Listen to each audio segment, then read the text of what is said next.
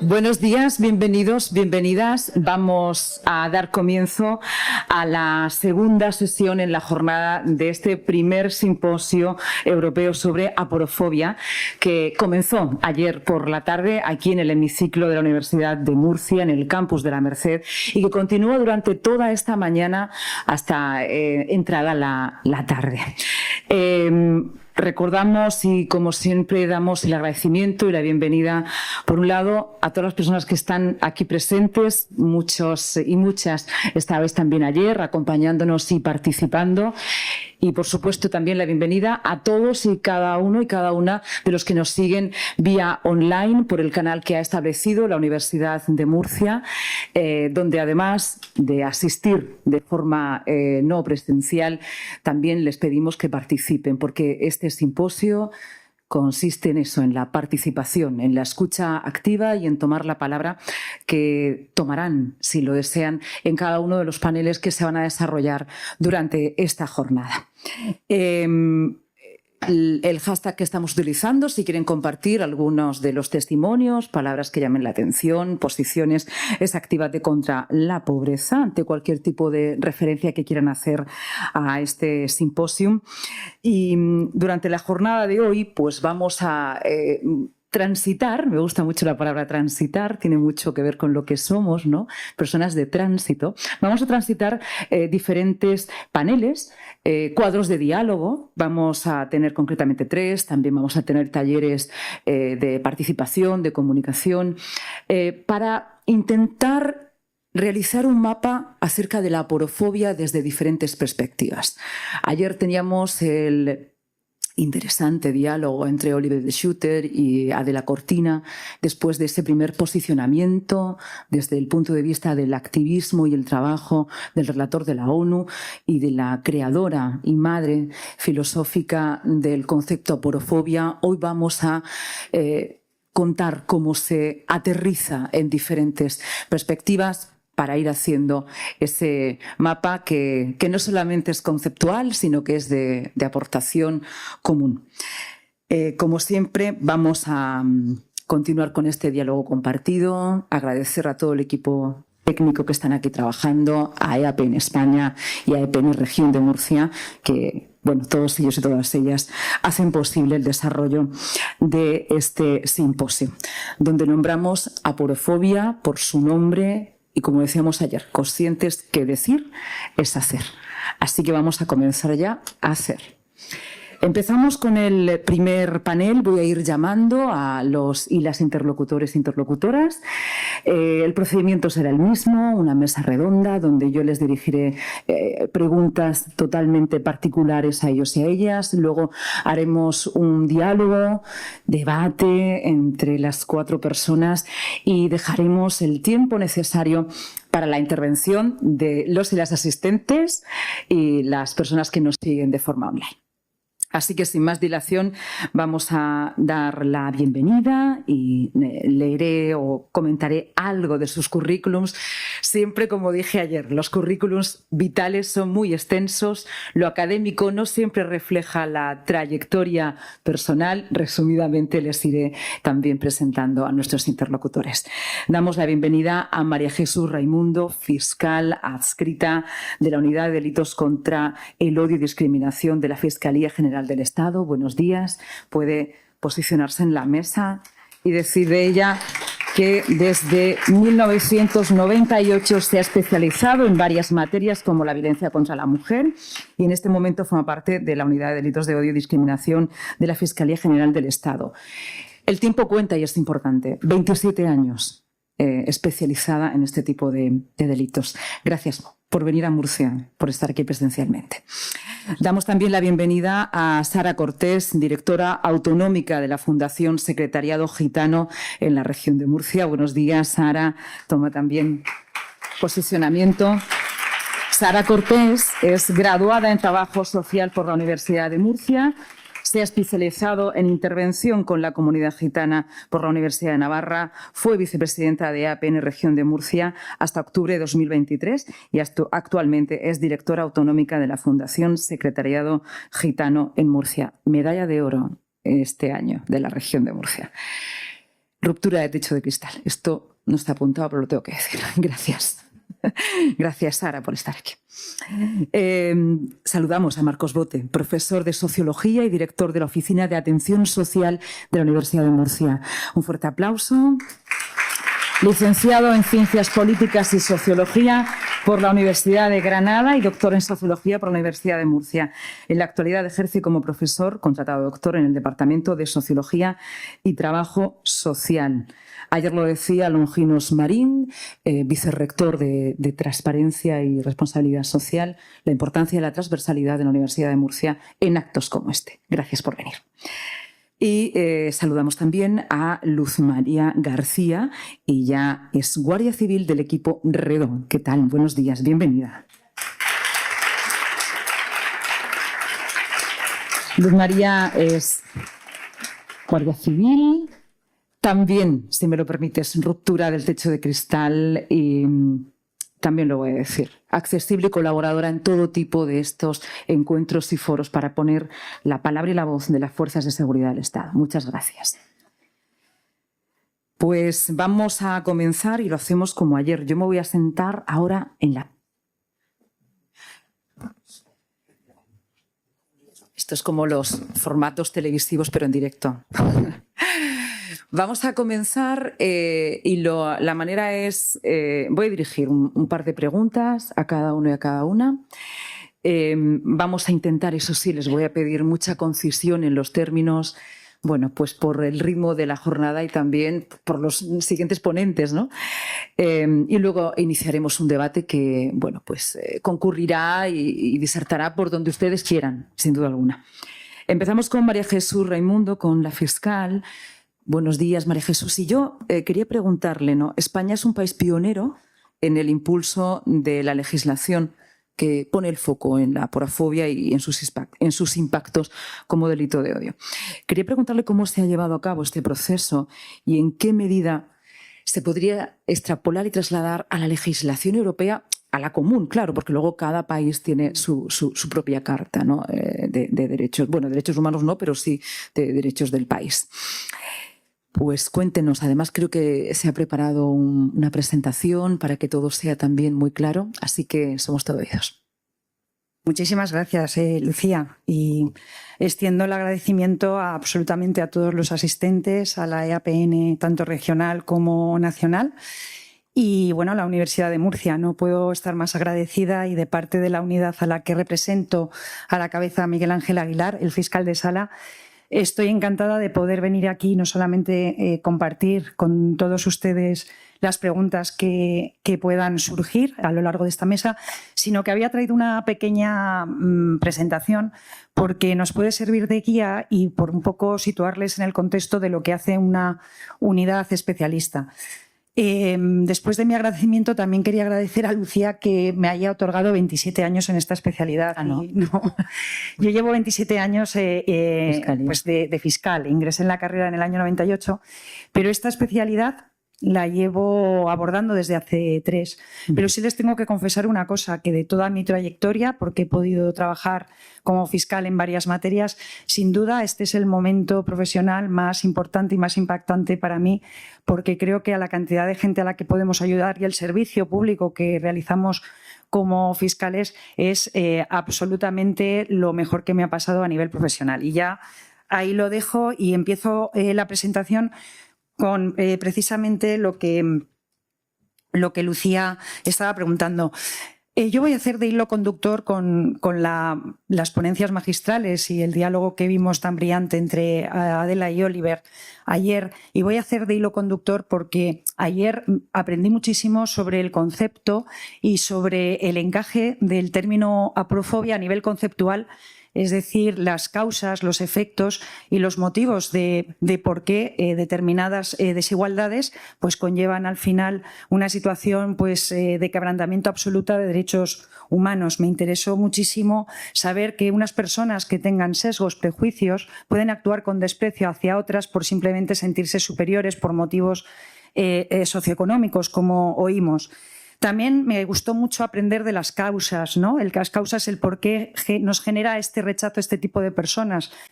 causas tan evidentes como que no queremos ver esa realidad, como que les otorgamos un nivel de fracaso absoluto al que no nos queremos ver y que, por tanto, por eso todos nos ponemos de perfil. Pero claro, todo este examen no corresponde a una fiscal, aunque me es muy interesante saber para luego cuando aplicamos las leyes día a día. Las herramientas que ayer se abordaron o que se mencionaron para poder combatir, porque lo de la erradicación, ayer vimos todas sus dificultades, pero para combatir este fenómeno criminal, una de las herramientas son las jurídicas y esas son las que yo vengo a explicarles, no simplemente enumerando, diciendo para que ustedes memoricen, sino para que entiendan el sentido de dónde viene este motivo de discriminación. Tenemos un marco a nivel internacional, otro a nivel nacional, otro a nivel de comunidades autónomas que me resultó interesante estudiar y que se lo voy a mencionar solo por encima, y luego a nivel jurisprudencial. Quiero decirles que tenemos sentencias condenatorias que abordan este fenómeno y que a medida que la legislación se ha ido incorporando y ha ido cambiando, hemos podido tener más herramientas para llamarle a estos hechos por su nombre, y son hechos con motivación discriminatoria de aporofobia. Miren, a nivel internacional tenemos desde el año 48 la Declaración Universal de Derechos Humanos, el Convenio de Roma, Pacto Internacional, Convención Americana sobre Derechos Humanos, la Carta de Derechos Fundamentales de la Unión Europea, que en el artículo 21 pues ya se refiere al patrimonio, en otros se refiere al término property o la posición económica. Pero todos estos convenios y todos estos tratados o legislación internacional nos llevan a una finalidad muy concreta, y es a potenciar el principio de igualdad, a potenciar el principio de dignidad y, sobre todo, el no quebrantamiento de derechos humanos. Pero yo lo que les planteo es que toda esta legislación hace una especie de evolución que vamos desde potenciar la igualdad a, de repente, a seguir prohibiendo la discriminación. Aunque parezca lo mismo, conlleva legislaciones distintas. Una cosa es potenciar que todos seamos iguales y otra cosa es castigar o considerar que el Estado debe castigar a aquellos que discriminan y que discriminan por razones concretas. Por eso es lo que este marco internacional deriva de lo que a continuación les voy a exponer. Las leyes estatales que tenemos, podemos decir que España ha sido pionera en ellas, si las comparamos con otros países del mundo, incluso con Europa. Y en la Constitución española, el artículo 10 y 14 nos hablan de igualdad, nos hablan de prohibición de discriminación y del derecho a la dignidad. No debemos de olvidar nunca esta palabra, porque a veces algunos profesionales, operadores jurídicos, creemos que lo que se quebranta al insultar a alguien de forma humillante por estar sin hogar parece que es una especie de vejación, que se le lesiona su honor. No, se le lesiona su dignidad cuando se hace esto. Luego lo explicaré muy poquito.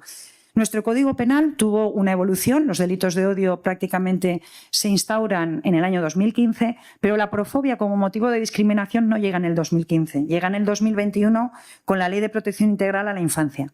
Pero fíjense, en el año 2021 la aporofobia surge en el artículo 22.4 para agravar determinados comportamientos, pero se olvidan de los delitos de odio específicos que hay en el Código Penal, que es en el artículo 510, hay dos que son los que más se utilizan. Soy muy poco técnica y se lo explico muy fácil. El discurso de odio y la lesión a la dignidad.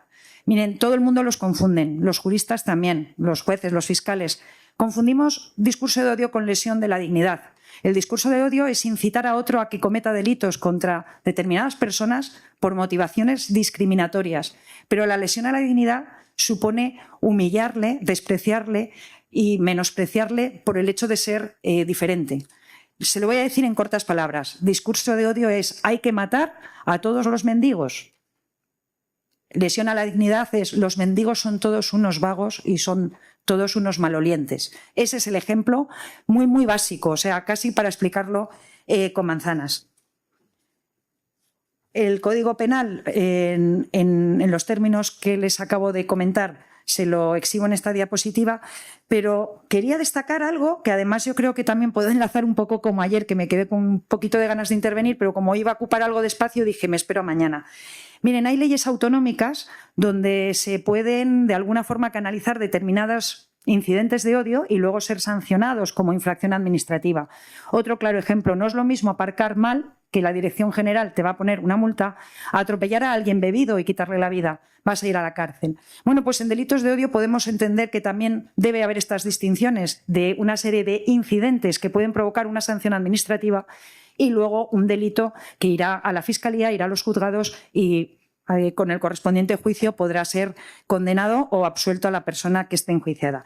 Como leyes autonómicas he querido destacar la de Cataluña, porque ya acuñan este término, el de aporofobia, y luego me encontré con una ley de Galicia que en el año 2023 es una ley que es para la igualdad efectiva de mujeres y hombres en Galicia, y en el artículo 81 lo he querido copiar para comentarlo hoy con ustedes. Dicen: las medidas adoptadas por la Administración autonómica para luchar contra la pobreza y la aporofobia se diseñarán y aplicarán teniendo en cuenta el importante impacto que la pobreza tiene sobre las mujeres, en particular sobre las mujeres mayores. Y se lo dedico a la señora que ayer intervino, que lo comentó. Y bueno, pues simplemente a título solamente de comentario y para que lo supiera. ¿Hacia una legislación europea común? Sí, que eso sería lo ideal, y de hecho les puedo decir, claro que existen movimientos. Desde el año 2013 tenemos con el Consejo Europeo en diciembre, donde se habla de fortalecer todas las medidas de cooperación para evitar la discriminación, estrategias en común, protección a la víctima, educación, monitorización de los ordenadores para detectar ese discurso de odio. Pero les tengo que decir algo que es evidente, y es que dentro de los motivos de discriminación, el debate y quizá todas estas foros que se crean lo protagonizan el racismo y la xenofobia.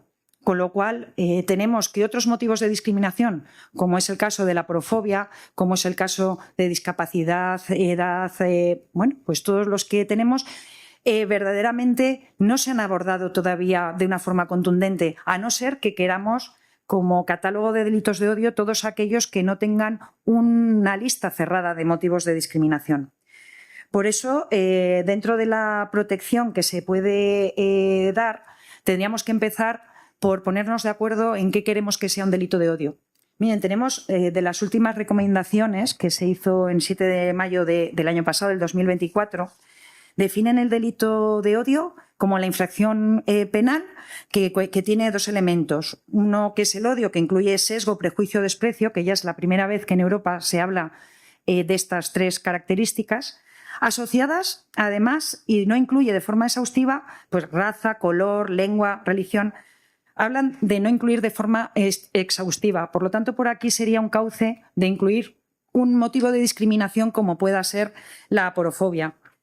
Esto ha generado mucho debate porque, lógicamente, en todo aquello que no venga recogido en una ley, el aplicarlo luego a nivel de tribunales, el poder ir ante un juez y diga, mire, aquí hay un motivo de discriminación, pero no se recoge en el 22.2, no se recoge en otro tipo de legislaciones, pues conlleva problemas de seguridad jurídica y nos cuesta mucho entender que hay una motivación aporófoba muy clara, pero que el juez simplemente ve un delito contra la integridad moral. Y tengo ejemplos de sentencias en las que ha ocurrido esto. También tenía que ver el que no tuviéramos las herramientas que tenemos ahora en el Código Penal, que se las narraré posteriormente. También esta voluntad de incluir y hacer un catálogo común dentro de la Unión Europea, donde no tenemos un código penal, pero sí que existe ciertos delitos que son considerados a nivel europeo, pues eso, como infracciones delictivas. Tenemos con los delitos de odio un problema, y es que todavía no han sido incluidos porque hace falta la unanimidad de todos los países. El artículo 83 del Tratado de la Unión Europea establece que para que unas infracciones determinadas en un país puedan ser, en todos los países de la Unión Europea, puedan ser consideradas delictivas, tiene que haber una unanimidad de todos los países, y en este momento no la hay. Es verdad que en algunas proyecciones Ursula von der Leyen, la presidenta, comentó que quizá habría la posibilidad de cambiar, que en vez de unanimidad que fuera una mayoría cualificada, pero todavía esto se está debatiendo, está en el aire, y no tenemos a los delitos de odio como en el catálogo de delitos de la Unión Europea. Por eso, para el reconocimiento de los delitos, proyectos clave sería hacer directivas. El abordaje jurídico supondría realizar una serie de instrumentos que luego fueran obligatorios para que en España adecuaran esas legislaciones o las transpusiera. Pasó con el Estatuto de la Víctima. Hubo una directiva en el año 2012 que al final conllevó que aquí en España se dictara el Estatuto de la Víctima en el año 2015. Con lo cual, estas directivas donde se reconocieran los delitos de odio, se definieran y donde también se incluyera la aporofobia con una definición, podría ser la clave para introducir una forma de abordar a nivel general toda esta situación. También tengo preparada una exposición sobre la infradenuncia, pero eso se lo dejo a Lucía cuando ella... Vale, podemos hacer una cosa. La dejamos ahí un poquito casi congelada. Seguimos con las diferentes presentaciones del resto de compañeros y luego ponemos la exposición de la infradenuncia. Lo digo porque es fundamental y además porque enlazaría con lo que Luz también puede contarnos, ¿no? Con la accesibilidad y la incluimos dentro del debate. ¿Os parece bien que lo hagamos así? Incluimos, sí, porque es que está muy relacionado con lo que todos ellos van a hablar, seguro. Me parece perfecto. ¿Vale? He aventurado un poco el contenido del debate, pero va a tener mucho que ver con el debate, así que lo dejamos para, si te parece bien, para iniciar el debate desde ahí, desde la infradenuncia. Gracias. Sara Cortés, pues contigo como directora autonómica de Fundación Secretariado Gitano en Murcia también vamos a... Bueno, te dirijo una pregunta, pero todas estas preguntas son para iniciar el diálogo entre los cuatro, ¿no? Quería preguntarte qué papel ha ocupado el tercer sector en la lucha de la aporofobia, el tercer sector social, y a la vez, bueno, pues qué acciones se han podido llevar a cabo desde ese tercer sector y desde el Secretariado Gitano, desde donde os encontráis, ¿no? Por relacionar también aporofobia y Secretariado General Gitano, claro. Gracias, Lucía. Buenos días a todos y a todas. De verdad que me gustaría empezar compartiendo el orgullo, el placer y el honor de, primero, de poder compartir este panel con estos grandísimos profesionales que al final cada quien desde su ámbito venimos a aportar a cómo podemos seguir trabajando para contrarrestar el fenómeno de la aporofobia, ¿no? Y luego también agradecer enormemente tanto a EAP en España como a EAPN Región de Murcia, que ha puesto en marcha este simposio que ha dado de alguna manera la oportunidad, tanto a nivel europeo como a nivel de la región de Murcia, de que el tema se aborde de una manera exhaustiva, y sensible y delicada, ¿no? Como decía, yo me sumo a lo que decía anteriormente la fiscal. Digo que ¡ay! ¿Un poquito mejor? Digo que me sumo de alguna manera a cómo ha empezado anteriormente también María Jesús, la fiscal, ¿no? Ayer tuvimos un espacio, la verdad que muy interesante, entre las dos ponencias magistrales, podemos llamarlas perfectamente así, tanto con Adela como con Oliver, que de alguna manera vinieron a recordar y a reforzar el término de aporofobia desde diferentes visiones, ¿no? De alguna manera, ayer lo que pudimos escuchar y compartir pues, fue esa mirada ética, filosófica, moral e incluso jurídica del término de aporofobia, ¿no? Y hoy, con lo que me planteaba Lucía de alguna manera, pues también lo que por mi parte me toca es acercarle a la realidad concreta que vivimos desde el tercer sector, o sea, directamente desde las entidades sociales y, como decía Lucía, desde mi experiencia en la dirección de la Fundación Secretariado Gitano aquí en la región de Murcia, ¿no? Sin duda alguna, las entidades sociales hemos sido y seguimos teniendo un rol estratégico en la lucha contra la aporofobia, ¿no? Pero claro, dentro de esos roles estratégicos, de acuerdo al tiempo y demás, sí que a lo mejor a través de las presentaciones que creo, ahí está, que creo que Marcelo me iba a ayudar, en esos tres roles estratégicos, o sea, en esos roles estratégicos sí que he llegado a configurar al menos un mínimo de tres, ¿no? El rol del tercer sector como defensor de los derechos de las personas en situación de pobreza. Como yo decía, ¿no? Las entidades del tercer sector y por ende las entidades sociales hemos sido y seguimos siendo un actor estratégico en la defensa de los derechos de las personas en situación de pobreza. pobreza y vulnerabilidad, ¿no? El trabajo de las organizaciones del tercer sector ha sido clave en visibilizar la aporofobia como una forma de discriminación estructural que ya nos avanzaba la fiscal, ¿no? Las entidades del tercer sector estamos en contacto directo, pero además diario, con personas en situación de pobreza, o sea, con los diferentes rostros, digámoslo así, de la desigualdad. Día a día estamos acompañando a personas, a familias e incluso a comunidades dentro de nuestro marco de intervención comunitaria que se encuentran en situación de pobreza y de grave vulnerabilidad. Claro, este acompañamiento que hacemos desde las entidades del tercer sector, como digo, directo y diario, nos ha permitido identificar en dónde están las brechas de desigualdad. Lo que a mi parecer, o yo muchas veces suelo llamar los diferentes rostros de la desigualdad, exactamente dónde están.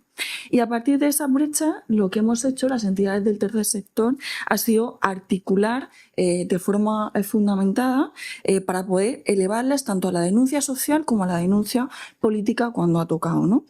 Pero claro, además las entidades del tercer sector es que no nos hemos quedado dentro de este rol ahí en la denuncia social y política, sino que además también trabajamos para desmontar los discursos que estigmatizan y perpetúan imágenes estereotipadas de los rostros, digámoslo así, de la aporofobia, ¿no? Un segundo rol, el del tercer sector, como enlace entre las instituciones y la ciudadanía, ¿no? Como decía anteriormente, el tercer sector hemos sido y seguimos siendo un actor de enlace entre las propias instituciones y la propia ciudadanía. Yo lo diría incluso como más en lo concreto, entre los derechos reconocidos y la insuficiencia en la garantía de los mismos y su cumplimiento efectivo en ciertos sectores de la población altamente vulnerables realmente, ¿no? Desde las entidades sociales lo que hacemos es que cada año acompañamos a cientos de personas en situación de pobreza para que puedan acceder de forma efectiva a bienes, recursos y servicios en igualdad de condiciones que el resto de la ciudadanía. Y esto lo podemos hacer porque las entidades sociales estamos directamente en el terreno. Estamos en los barrios, estamos en los centros educativos, estamos en coordinación con agentes clave, estamos directamente en el corazón de la familia, incluso estamos acompañando el dolor de los seres humanos cuando se producen situaciones de índole meteorológica, como hemos vivido recientemente en La Dana, pero también acompañamos todo tipo de situaciones, ya sean familias gitanas, situaciones de sinhogarismo, diversidad funcional, menores no acompañados, todo tipo de violencias, procesos incluso de privación de libertad, trata de seres humanos y explotación sexual. O sea, un sinfín de vertientes en las que trabajamos intensamente para conectar esas desigualdades que se viven, o sea, que sufren estas personas directamente con las instituciones. En este rol, lo que hemos hecho también en el tercer sector es que de alguna manera hemos fortalecido a las propias instituciones, porque claro, cuando el tercer sector y las entidades actuamos como puente entre lo que sucede en el terreno diario, lo que le sucede a las familias, a las personas directamente, y podemos elevarlo directamente a las instituciones, lo que hacemos el tercer sector es que ayudamos de alguna manera a que el sistema funcione mejor, con más equidad, con más cercanía y permítame también expresar incluso con más humanidad. Y luego un tercer rol, ¿no? El de las entidades sociales, como un rol de observador crítico y analítico, ¿no? En este rol destacamos las entidades sociales pues como directamente como observadores, pero no observadores como pasivos. Al contrario, las entidades sociales somos observadores críticos de la realidad de pobreza y de desigualdad que tenemos frente a nosotros y sobre la que intervenimos diariamente, ¿no? Analizamos, documentamos, elevamos y denunciamos todas las lagunas que observamos en la garantía de los derechos de las personas más vulnerables en nuestra sociedad. E incluso me atrevería a decir que la inmensa mayoría de veces lo hacemos desde un enfoque preventivo. Por nuestra intervención directamente en el terreno, lo que nos permite es exponer realidades que se están dando con anticipación para así poder generar esa alerta frente a ciertos fenómenos emergentes porque tenemos la facilidad de estar en el terreno, ¿no? esta capacidad crítica que yo decía como observador crítico no se liga únicamente a un diagnóstico de situación de las realidades que podamos estar observando o analizando, ¿no? Sino que también además generamos propuestas concretas desde nuestra experiencia directamente en el terreno, o sea, formulamos recomendaciones técnicas, modelos de intervención e incluso propuestas legislativas para que desde este enfoque preventivo podamos orientar al final la actuación del conjunto de agentes sociales, ¿no? Me decía también Lucía, Sara, ¿qué acciones se han llevado a cabo y cómo se ha podido organizar el tercer sector en torno a este tipo de discriminación? Pues mira, Lucía, para combatir la aporofobia, el tercer sector hemos estado siempre ahí, o sea, en primera línea de batalla, digámosle así, ¿no? Y nos hemos organizado siempre y siendo muy coherentes en que era necesario para abordar la aporofobia dar una respuesta estructural, sostenida y coordinada, ¿no? Aquí en la pantalla, que creo que es esta, en la pantalla podemos ver cómo al final desde el tercer sector hemos impulsado un conjunto de acciones, ¿vale? Acciones de intervención directa con enfoque a derechos. Aquí sobre todo lo que me quiero referir es cómo las entidades del tercer sector en los últimos años hemos venido apostando por el diseño y la puesta en marcha de programas de atención integral que fomenten tanto el empoderamiento individual de la persona, centrándonos directamente en la persona, para que esto repercuta directamente en el desarrollo comunitario, no solamente individual de esa persona, sino del conjunto, al final del barrio, incluso de la comunidad de la que estemos hablando, ¿no? Desde el tercer sector también nos hemos organizado y también hemos desarrollado en los últimos años acciones de incidencia política y jurídica. Y aquí al menos, sí que por el tiempo no se puede destacar todo, pero sí que al menos destacar reformas legislativas que hemos impulsado desde el tercer sector, como ha sido, como ya comentaba también la fiscal anteriormente, la inclusión de la aporofobia en el Código Penal, pero también el reconocimiento de la situación socioeconómica en la Ley de Igualdad de Trato y no discriminación. En concreto, en el año 2021, el Código Penal llegó a reconocer la aporofobia como una forma específica de discriminación. Y más concretamente fue en el artículo 22.4, donde aparece reflejado como una de las causas de agravante del delito y en concreto también las entidades del tercer sector hemos acompañado de alguna manera a la Ley Integral 15/2022 de 12 de julio de Igualdad de Trato y No Discriminación, que reconoce en su artículo 2.1 la prohibición de la discriminación por motivos socioeconómicos. Sí que es cierto que esta última ley habla de motivos socioeconómicos y directamente el Código Penal sí que introduce la aporofobia, pero finalmente al final el marco global es que las entidades del tercer sector hemos contribuido directamente a la redacción de esas propuestas, hemos estado en las comparecencias parlamentarias e incluso hemos participado de la movilización social para que esta forma de discriminación no se quede fuera de los textos legales, ¿no? También hemos hecho el seguimiento institucional. Muchísimas de las entidades sociales del tercer sector hemos acompañado desarrollando evaluaciones de impacto sobre el ingreso mínimo vital. O sea, evaluaciones de impacto lo que hemos hecho ha sido llevarlas al terreno de intervención directamente, dirigirlas, como digo, en evaluaciones de impacto y luego elevarlas al Ministerio de Inclusión para que así también se puedan tener en cuenta y se vayan perfilando desde el Ministerio cómo al final esta herramienta tiene que redirigirse para llegar directamente a quienes más lo necesitan. Ahí también hemos estado el tercer sector. Y luego también en un escalafón, digámoslo, tercero, todo lo que hacemos también las entidades del tercer sector en base al litigio estratégico, ¿no?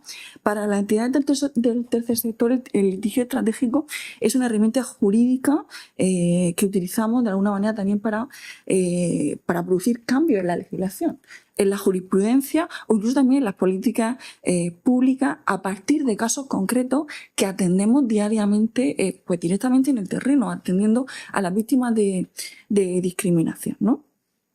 El litigio estratégico lo que nos permite a las entidades sociales es que favorezcamos que haya un traslado de los estándares de derechos europeos a los tribunales españoles. Nos permite también sensibilizar al conjunto de la sociedad y visibilizar cuando estos litigios derivan en sentencias ejemplarizantes para que así se conciencie sobre la gravedad de los diferentes delitos que se dan, ¿no?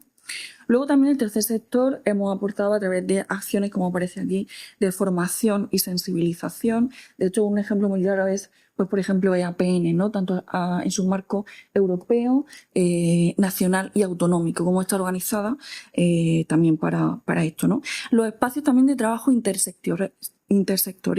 Para las entidades del tercer sector tenemos clarísimo que abordar la aporofobia se tiene que hacer desde un trabajo de sinergia intersectorial. Y aquí lo que hemos hecho ha sido aliarnos, entendámoslo así, pues bueno, pues con universidades, con fuerzas y cuerpos de seguridad del Estado, con fiscalías, con medios de comunicación, con todo lo que sea necesario para, de alguna manera, abordar la aporofobia. De hecho, aquí en la región de Murcia tenemos recientemente, que ya Luz nos contará, el Observatorio Regional de Delitos de Odio, que se inauguró hace muy poquito y también es una clara señal de este trabajo intersectorial, ¿no? Y luego también todo lo que tiene que ver con el enfoque interseccional, que al final el tercer sector lo que hemos hecho ha sido apostar en el abordaje de la aporofobia por ir integrando diversas dimensiones, tanto la de género como la de etnia, la de edad o la de discapacidad. Un ejemplo muy claro puede ser bueno, una subvención que tenemos dentro de, en concreto, de la Consejería de Política Social, que se puso en marcha hace unos años, la llamada Pactos y Diagnósticos de Desarrollo Local Participativo, que de alguna manera cuando revisas esa fórmula de trabajo, lo que ves detrás es directamente un enfoque interseccional en cómo está configurada estos pactos y estos diagnósticos, ¿no? Y en principio, pues creo que por aquí. Gracias por este mapa también de situación. Vamos a dar paso a Marcos Bote. Marcos, como decíamos, profesor de Sociología y director de la Oficina de Atención Social en la Universidad de Murcia. Vamos a conocer y exponer desde su ámbito de actuación en la universidad pública. Traigo también las palabras de Longinos Marín como ascensor social, es decir, como que da oportunidades y que igualan el conocimiento. Bueno, pues desde ese ámbito, ¿en qué nivel también se está avanzando en el estudio de las causas de discriminación y qué impacto social está teniendo? Además, la universidad está como espacio público compartido, ¿no?, contra la aporofobia. Sí.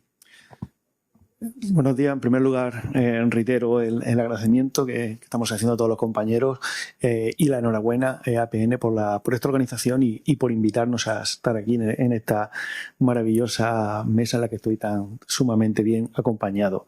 Ciñéndome al tiempo, en la medida de lo posible, debo comenzar, me van a permitir que comience dando haciendo una contextualización general de en qué momento se encuentra, ya no solamente la Universidad de Murcia, sino en general las instituciones de educación superior, lo que en algunos casos se llama la academia.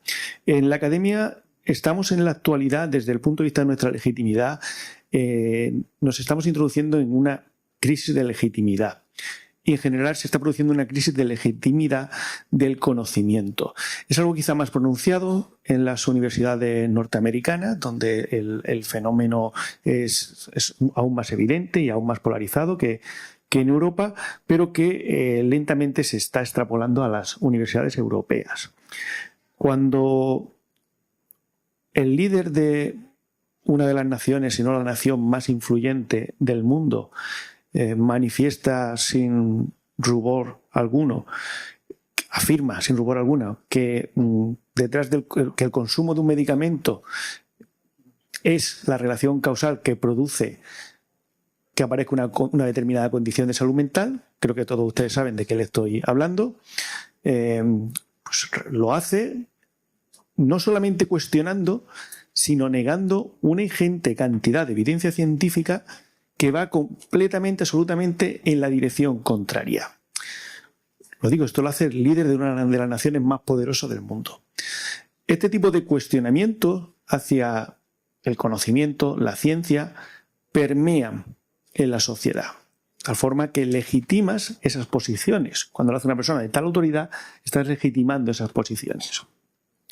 Ayer escuchaba en un medio de comunicación, hablando de un tema muy vinculado al que nos trae aquí hoy, una profesora de la Universidad de Murcia precisamente refería a un estudio europeo que aportaba una serie de datos sobre una realidad social. Le acompañaban otros dos contertulios. Uno de ellos decía: no voy a negar no voy a ser yo quien niegue ningún estudio científico, pero el mejor estudio es el que hago yo en la calle. Y no estoy hablando de la calle que hacen las entidades sociales, lo que ha comentado muy bien Sara Cortés ahora mismo. No ese acercamiento, es mi impresión cuando voy caminando por la calle de lo que yo creo que hace y que piensa la gente, sin rigor ninguno. El segundo contertulio decía, no he leído el estudio, pero dudo que refleje la realidad.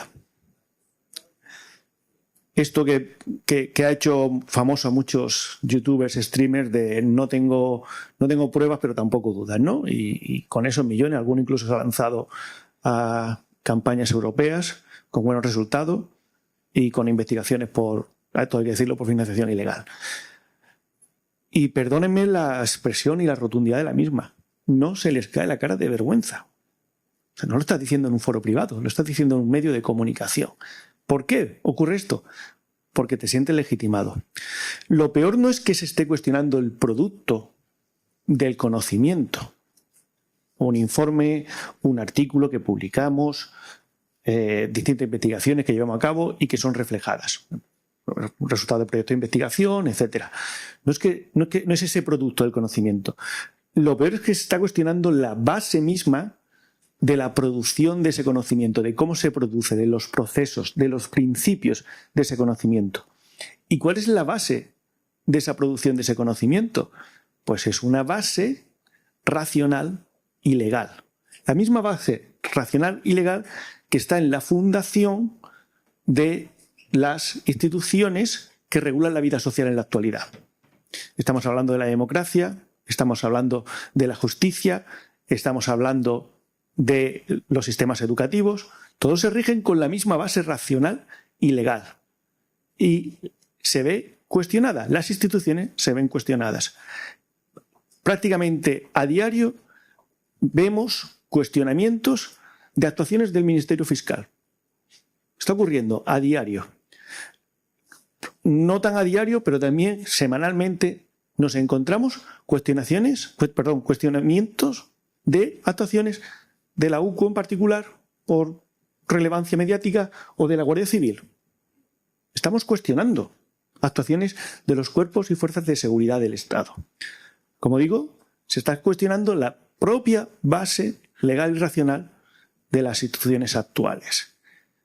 Con ello cuestionamos no solamente el funcionamiento de las mismas, sino las garantías que ofrecen a los ciudadanos. Y esto nos está llegando a la universidad. Ahora bien, hay que ser un poco autocríticos. Yo no voy a entrar en las críticas ni al Ministerio Fiscal, ni a los medios de comunicación, ni a las administraciones públicas, ni a las fuerzas y cuerpos de seguridad del Estado. Voy a ser crítico con el ámbito que conozco o en el que me desenvuelvo, que es el de la academia. Quizá hemos cometido errores. En 2023 se publica un libro donde unos autores norteamericanos, un autor y una autora, hablan de lo que ellos llaman teorías cínicas. Y dicen, la militancia académica nos ha hecho daño. Es posible que la militancia académica nos haya hecho daño. Ahora, esa fisura que pueda existir, como pueden existir fisuras del sistema de justicia, del propio funcionamiento de la democracia, no puede hacer cuestionarlo todo desde cero y que queramos dinamitar las bases de nuestra sociedad actual. Ahora bien, el diagnóstico o la previsión puede ser un poco pesimista. Nos estamos moviendo en un ámbito académico donde da igual lo que estudiemos sobre aporofobia, sobre causas de la pobreza, sobre causas de la aporofobia y las manifestaciones de la misma, si nos lo van a cuestionar todo. Pero creo que hay que ser optimista y sobre todo hay que ser proactivos y hay que seguir trabajando. Yo estoy muy orgulloso del nuevo lema de la Universidad de Murcia, el nuevo lema que se acuña cuando se cambia toda la identidad visual corporativa de la institución. Ese lema no es otro que poniendo corazón al conocimiento. O sea, creo que el conocimiento estará mucho más legitimado si va acompañado de ese corazón. ¿Y qué es eso del corazón? No es un corazón visceral. El corazón es el amor y la adhesión a los valores fundamentales de las sociedades democráticas y de los estados de derecho. Eso es lo que tenemos que defender desde la universidad, especialmente desde la universidad pública. Lo hacemos con nuestras investigaciones y lo bueno de estar en la Oficina de Atención Social es que lo hacemos también desde la intervención. Hay algo que creo que también es común y que nos puede ayudar a entender las causas de la aporofobia. Cuando lanzamos la Oficina de Atención Social, justo se lanza tras la crisis desencadenada por la pandemia, tratamos de ayudar a estudiantes en la Universidad de Murcia en situación de vulnerabilidad. Les pongo un ejemplo para que entiendan el perfil del estudiante universitario que acude y que no acude. En la Universidad de Murcia saben ustedes que hay más más chicas estudiantes que chicos estudiantes. Esto es una tendencia a nivel global prácticamente. Las chicas como mejores estudiantes acceden en mayor medida que los chicos a la educación superior. Aún así el desequilibrio no es tan elevado. Estamos hablando de un 55% de chicas aproximadamente y un 45% de chicas. Sin embargo, en la Oficina de Atención Social atendemos fundamentalmente a mujeres estudiantes. Tratamos de averiguar las causas y nos dimos cuenta que, especialmente entre los universitarios, pero en general en la sociedad española, los que trabajáis en servicios sociales y en el tercer sector lo sabéis, está muy estigmatizado pedir ayuda, sobre todo por causas socioeconómicas. Nos dimos cuenta que no venían chicos porque, además de estar estigmatizado, las masculinidades en las que nos educan a los chicos nos hacen que aún esté más penalizado el pedir ayuda. Entonces, los chicos no van, porque esto es lo peor que te puede pasar. ¿Y por qué está tan estigmatizado? A los niños y a las niñas, lo de las niñas, estamos diciendo, como dice el anuncio de Barbie de Mattel, que pueden ser lo que quieran y que depende de ellos. Y cuando no pueden ser lo que quieren, como depende de ellos, se sienten culpables. Te sientes culpable tú, pero además culpas a los demás de su situación. ¿El pobre por qué es pobre? Mucha gente piensa, porque nos lo están diciendo continuamente, que tú puedes ser lo que quieras y que puedes lograr lo que quieras. El pobre es pobre porque quiere y porque no ha trabajado lo suficientemente duro y porque no se ha esforzado todo lo que tendría que esforzarse. Y en esa dinámica, esa concepción social, es en la que nos movemos y en la que tenemos que enmarcar cómo luchamos contra fenómenos como el de la aporofobia, tratando de concienciar, tratando de romper estos estereotipos y moviéndonos hacia una sociedad que siga siendo tolerante, porque yo creo que la es, a pesar de determinadas situaciones, y creo que ahí la universidad tiene una función primordial, en las personas que formamos directamente y en las que formamos indirectamente. En ese sentido, creo que la Universidad de Murcia tiene que seguir poniéndole corazón al conocimiento. Gracias.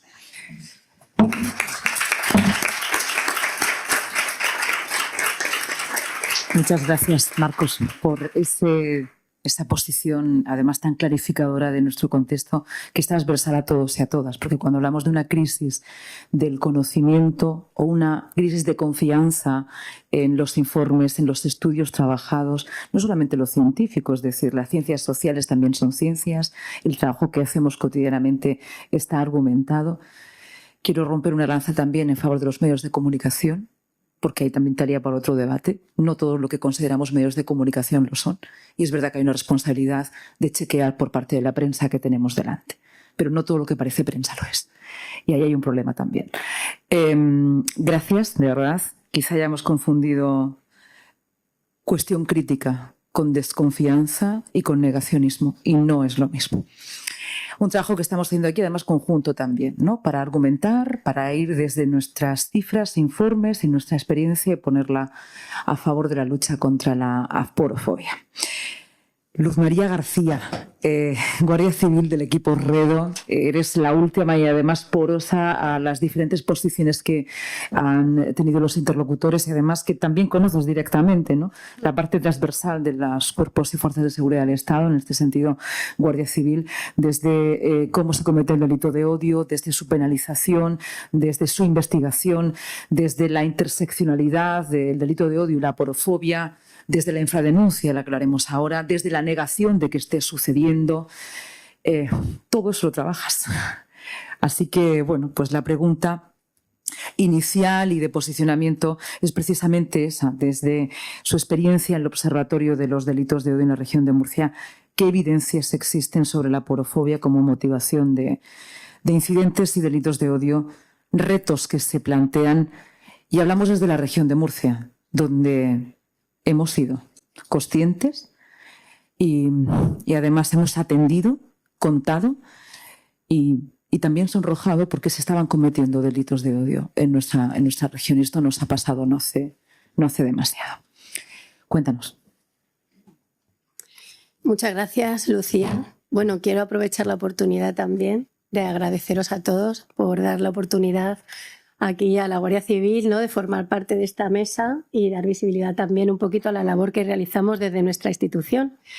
Quiero dar las gracias a EAPN a nivel nacional y a nivel provincial y sobre todo pues también pues esto, de formar parte de esta mesa maravillosa donde pues todos de alguna manera comentamos la labor que hacemos para la lucha contra la infradenuncia de los delitos de odio y concretamente la aporofobia. Quiero dar las gracias también a mi jefe que ha venido, Nicolás, el cual pues seguramente pues eso, con su apoyo y su visibilidad pues aquí estamos todos formando parte de esta mesa tan maravillosa. Pues sí, desde la Guardia Civil ya hace unos años se crearon los equipos REDO, que son equipos de respuesta a los delitos de odio en diferentes unidades de todas las provincias de España. Quiero decir que estos equipos, aparte de realizar su labor de investigación, también los que formamos parte de los mismos realizamos labores de prevención, de sensibilización y de formación. De formación también en este sentido porque era necesario formar también a los miembros de las fuerzas y cuerpos de seguridad y bueno, pues de la Guardia Civil en este caso, para transmitirles pues eso, la especial sensibilización que tenemos que tener en cuenta pues a la hora de recoger una denuncia, de atender a las víctimas y de bueno pues de atender esa mano, ¿no?, que muchas veces necesitamos todos en estos momentos tan necesarios. En este sentido, tuvimos la suerte hace varios años de formar parte de un proyecto a nivel europeo, del proyecto CISDO, con el cual dentro de la región de Murcia, Guardia Civil nos dio la oportunidad de conocer a las personas que forman parte de asociaciones del tercer sector y de acercar también un poquito la labor que nuestra institución realiza a nivel social. Y en este caso, bueno, pues de aquel proyecto, de aquellas reuniones mensuales que hacíamos en nuestra cabecera de comandancia, la Guardia Civil, de aquella labor, de esas sinergias que surgieron en todas las jornadas que llevamos a cabo, en las que participaron también, por cierto, otros componentes de las fuerzas y cuerpos de seguridad, como era Policía Nacional y Policía Local, nos dio origen a fomentar esos lazos de unión y esa convivencia y esas herramientas, ¿no?, que surgieron en aquel tiempo para luchar contra la infradenuncia de los delitos de odio y, como no podía ser de otra manera, también con respecto a la aporofobia. Siento orgullo, la verdad, de haber formado parte de este proyecto y de la labor que hemos hecho entre todos, ¿no? En realidad, lo más importante y el orgullo también viene de la mano, ¿no?, de la creación de un observatorio regional contra los delitos de odio, que sí que es cierto que es de muy reciente creación, pero que realmente, bueno, pues la puesta en marcha va a suponer una mayor prevención, sobre todo, en la lucha contra los delitos de odio y dar visibilidad y voz también, sobre todo, a las víctimas de este tipo de delitos. En este caso, me gustaría también, bueno, pues dar un poquito a conocer pues esto, que la labor de la Guardia Civil En este caso, pues no es solo de investigación, sino que realizamos esa función de acompañamiento a las víctimas, de ofrecerle ese tipo de recursos con los que muchas veces contamos que están ahí, que de alguna manera a lo mejor estas personas víctimas pueden ignorar, y asesoramos, acompañamos, aconsejamos. Todo eso pues también en base a obtener una buena investigación y realizar pues eso, una mayor facilidad, ¿no?, a la hora de entregar las diligencias y los atestados a los jueces y fiscales en este caso. Y sobre todo, pues eso, que la víctima se sienta acompañada, que confíe un poquito en nuestra institución, en las fuerzas y cuerpos de seguridad del Estado. Con lo cual, pues esta herramienta, el Observatorio Regional contra los Delitos de Odio, que tengo que decir, por cierto, que formamos parte de ese observatorio junto a la Universidad de Murcia. Estamos muy orgullosos y muy agradecidos de formar parte del observatorio con esta entidad, sin la cual no podríamos ser, la verdad. Y simplemente pues que la herramienta, ¿no?, que para nosotros ha supuesto un reto real y bastante importante, es pues que dentro de ese espacio de esta entidad pues vamos a generar lugares de encuentro, momentos donde podamos todos pues llevar a cabo de alguna manera nuestra labor y estemos bastante coordinados para poder luchar precisamente contra la infradenuncia en este tipo de delitos. Transversal ese observatorio a toda la mesa también, porque es un trabajo donde luego Fiscalía puede actuar. ¿Qué medidas considera prioritarias para mejorar la detección y prevención de la denuncia por delito de odio? A ver, si hay alguna medida concreta, siempre nos gusta ahondar. Pues dentro del observatorio, el espíritu que tiene, como ya he dicho, en este caso es pues llevar a cabo espacios de reunión donde se puedan generar ese tipo de sinergias de colaboración entre entidades del tercer sector, sobre todo, y de la sociedad civil y con las fuerzas y cuerpos de seguridad del Estado. Proponemos, como medidas o buenas herramientas para luchar contra esto, pues al final sería de alguna manera optimizar, obtener el mayor número de datos posible sobre las denuncias que se puedan llevar a cabo, pues para analizar, estudiar tanto los casos individualizados como a las víctimas, como los supuestos autores, ¿no? En este sentido sería una buena herramienta. También, por otro lado, pues identificar, prevenir, concienciar, educar y sensibilizar contra la discriminación, violencia y la intolerancia. Se pueden establecer, como hemos dicho, alianzas y colaboraciones con las organizaciones del tercer sector y sobre todo con las instituciones y realizar pues esas relaciones, ¿no?, entre agentes sociales para trabajar en red y de forma multidisciplinar. ¿Hay alguna iniciativa puesta en marcha ya? Pues como... Ya sabes cómo somos en la prensa. Claro. Pues con titular. Es primicia. Sí. Pues estamos trabajando en ello, Lucía, te podría decir. Claro. Indagaremos más. Conecta directamente con lo que va a ser, si les parece bien, como tenemos el tiempo muy, muy ajustado y además este planteamiento les vincula a las cuatro. Por parte de la denuncia, vamos a hablar de infradenuncia. Además, María Jesús haya preparado también un pequeño presentación, porque claro, cuando hablamos de aporofobia subyacente en muchos de los casos de delito o acompañada, queremos saber qué pasa para que no se produzca la denuncia. En muchas ocasiones lo hemos comparado con, incluso con la situación vergonzante, con la falta de accesibilidad y comunicación. Vamos a hablar de infradenuncia.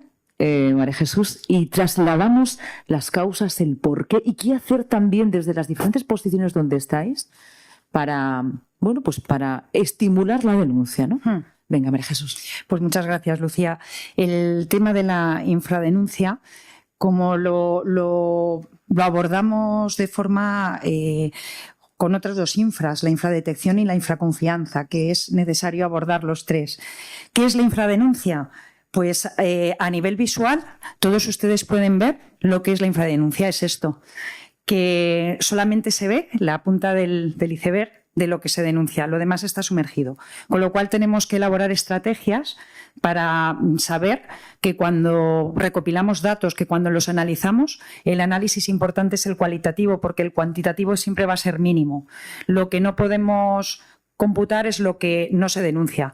Con lo cual, a la hora de intentar solucionar esta disfunción, lo tenemos que hacer de una forma viendo que con los pocos casos que tenemos, realmente analizar el por qué no se denuncian. Tenemos con el tema de la falta pues, de casos presentes por esa no denuncia, pues que existe una desconfianza en las instituciones. Mucha gente no denuncia porque considera que no le van a hacer caso, que no va a servir de nada, que no le van a creer. Luego tenemos el problema de la interseccionalidad que ha salido. La aporofobia nunca viene sola, casi siempre viene con otros motivos de discriminación. Puede ser antigitanismo, puede ser discapacidad, puede ser también xenofobia, puede ser LGTBI-fobia. Con lo cual, todo eso también le lleva a la víctima a tener todavía más miedo o más incredulidad en su denuncia y creer que no se va a abordar. Esto nos lleva también a las encuestas que se han hecho dentro de la FRA, de la Agencia de Derechos Humanos, un poco en lo mismo, redundar en lo que les estoy diciendo. La ineficacia. Ayer el vídeo era muy significativo. Cuando Ruth y Patricia hicieron ese vídeo nos dieron a entender que cualquier ciudadano medio, primero, no conoce la aporofobia y no sabe que está como motivo de discriminación inserta en el Código Penal. Uno con la infradetección, porque en esta infradetección entramos Luz, entra la Guardia Civil, entra la Fiscalía, entran todas las fuerzas y cuerpos de seguridad y todos los operadores jurídicos. Infradetección significa que cuando el caso llega a nosotros, a las personas que abordamos la denuncia en un primer momento, nos cuesta detectar que es un delito de odio y luego, dentro del delito de odio, qué motivo de discriminación hay que investigar. Es necesaria una investigación eficaz para decir, a mí me han agredido, yo investigo tu agresión, voy al médico forense, le pido pruebas de tu lesión, tomo declaración a los testigos, pero tengo que investigar otra cosa y es la motivación discriminatoria de tu agresión. Y eso necesita y requiere una formación. La formación, tanto a nivel inicial como continuada, de jueces, fiscales y de fuerzas y cuerpos de seguridad del Estado, de todos los que recibimos al ciudadano y estamos en la primera línea de batalla, es elemental, es necesaria, porque si no, no vamos a detectar este tipo de delitos. Por otro lado, también la coordinación que tenemos con las fuerzas y cuerpos de seguridad, con los equipos REDO, con los equipos EVO, es fundamental. Es fundamental una comunicación constante, que compartamos los atestados, el ver cómo se puede hacer más eficaz una investigación, ver qué indicadores hay en una situación que nos lleven a deducir que es un delito de odio. Todo este tipo de cuestiones hay que investigarlas de común. Sobre todo para evitar luego lo que puede conllevar la infraconfianza. En esta formación damos no solamente ilustramos cómo trabaja la Fiscalía, sino que también dotamos de una serie de herramientas técnicas como son la jurisprudencia del Tribunal Europeo de Derechos Humanos, donde hay sentencias que nos ayudan a combatir esta infradenuncia y esta infradetección, donde obligan al operador jurídico a investigar no solamente el delito, sino también la motivación. Y voy a acabar solamente esta intervención uniéndola con la infraconfianza que producimos a las víctimas. Estoy haciendo una autocrítica, todo lo amplia que quieran leerla, tanto a mi carrera como a las fuerzas y cuerpos de seguridad del Estado, lo que tenemos que mejorar en la atención y en la protección a la víctima. Miren, las víctimas de delitos de odio, como cualquier víctima de delito, tienen un impacto emocional, pero en el caso del delito de odio el impacto emocional, todos los psicólogos lo ponen de manifiesto, es mucho más intenso. Porque a mí si me roban, mañana guardaré la cartera o no la llevaré, pero cuando me agreden por mi condición social, mi situación económica o mi condición de exclusión social o mi condición o mi situación de pobreza, o me agreden por mi raza o por mi origen, yo eso no lo puedo cambiar para un día para otro. Y las sensaciones y las emociones que vive una víctima que ha tenido la desgracia de ser agredido, insultado o discriminado por su etnia, por su origen nacional, pues pasa por muchas fases. Yo siempre me gusta acabar mi exposición en las formaciones hablando de ellas en todas las fases en las que están, como para entender la situación y un poco explicar la infradenuncia, el por qué no van a denunciar y todo pues el temor que les genera esta situación, el fuerte impacto sociológico. Miren, esta diapositiva la pongo siempre a los compañeros de la Fiscalía, a la formación iniciada, a los fiscales que empiezan, a los fiscales que se especializan, y les leo palabra por palabra todo lo que vive una víctima. En este caso, la diapositiva refleja a una persona sin hogar que una noche está durmiendo y le agreden. Tenemos sentencias que a lo mejor no le agreden, pero le quitan un saco de dormir. Un saco de dormir tasado puede ser un delito leve o lo que era antes una falta o una vejación injusta que no existe, pero quitarle a alguien un saco de dormir, que es lo único que tiene, le puede generar todas estas palabras: conmoción, incredulidad, ira, ataques de pánico, miedo, evitar acudir al lugar, evitar grupos de personas, formas de vestir y formas de expresarse, resentimiento, frustración, ansiedad, incertidumbre, culpabilidad, humillación, tristeza o apatía, soledad, aislamiento e injusticia. Son de estas palabras las que podríamos interiorizar todos los que trabajamos con víctimas y tomando denuncias para entender en la situación en la que se encuentran cuando vienen a nosotros. Y a modo de conclusiones, con la palabra aporofobia les resumo todo lo que sería necesario trabajar para intentar combatir este fenómeno criminal.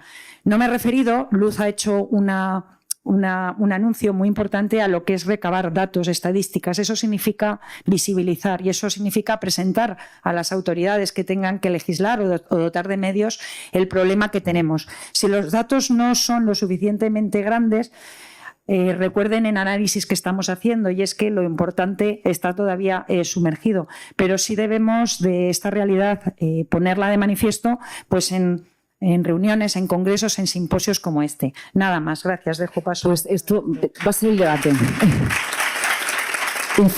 Infradenuncia va a formar parte del debate y además lo vamos a abrir ahora de una forma dialogada, bueno, debate, diálogo, porque además hay algunos paralelismos, no soy jurista, pero hay algunos paralelismos cuando hablábamos de la denuncia en violencia de género, ¿no? Lo que costaba la revictimización, el trabajo que hemos tenido que realizar conjuntamente la sociedad y las mujeres para visibilizar una situación donde nos sentíamos culpables y donde estaba ahí el miedo. No es un manual de victimología lo que estoy tratando, estoy haciendo un paralelismo porque la sociedad dejó de ser cómplice de las agresiones machistas. Empezamos a denunciar, empezamos a construir una educación, incluso una ética y una estética acerca de la violencia contra las mujeres. ¿Puede llevarse ese mismo esquema a los delitos de odio? Porque es un delito por ser, en este caso, aporofobia, por ser pobre. ¿Y si nos corresponsabilizamos de la aporofobia, señalamos sin revictimizar? Supongo que el trabajo será no revictimizar, con la complejidad que ello implica, porque seguro que va a implicar bajarnos de una posición de privilegio a todos y a todas, muy probablemente. Lo introduzco así, ¿vale? Y espero no haber sido muy personal. Me dedico a los medios de comunicación y tengo estas realidades continuamente, ¿no? Pero para no señalar, seguramente tendremos que empezar a deconstruir algunos prejuicios que tenemos, ¿no? Yo simplemente, es verdad, Lucía, la comparación que has hecho por el tipo de víctima, impacto que recibe y bueno, y es verdad el seguimiento que hemos hecho de la violencia sobre la mujer, que también hemos tenido que luchar con mucho negacionismo, que conseguimos una ley integral en el año 2004, que luego la hemos ido aplicando y que ahora tenemos juzgados especializados. Ese mismo de trabajo es el que desde unidades especializadas en delitos de odio de la Fiscalía decimos que es el ejemplo a seguir, es el referente, porque las víctimas de violencia, las víctimas de delitos de odio también son numerosísimas. Es que podemos ser cualquiera de nosotros, porque mientras esté recogido como motivo de discriminación también la edad, la discapacidad, la enfermedad, le puede llegar a cualquiera, pero realmente afecta a tantas personas y es tan importante la especialización que el referente es el mismo, y luego también el combate contra el negacionismo es muy parecido.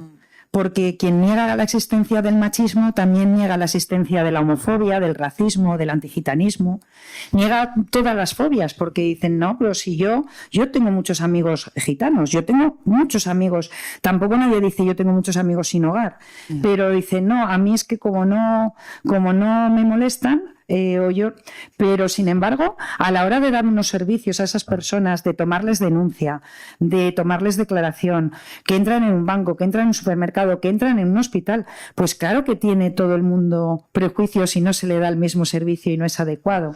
Aunque no llegue a ser delictivo, el prejuicio desde luego existe. Y el paralelismo está muy bien traído, porque en muchas cosas es muy parecido la lucha y el tipo de víctima. Pues tenemos señalado un poco el recorrido. A ver, Luz. Sí, por alusiones.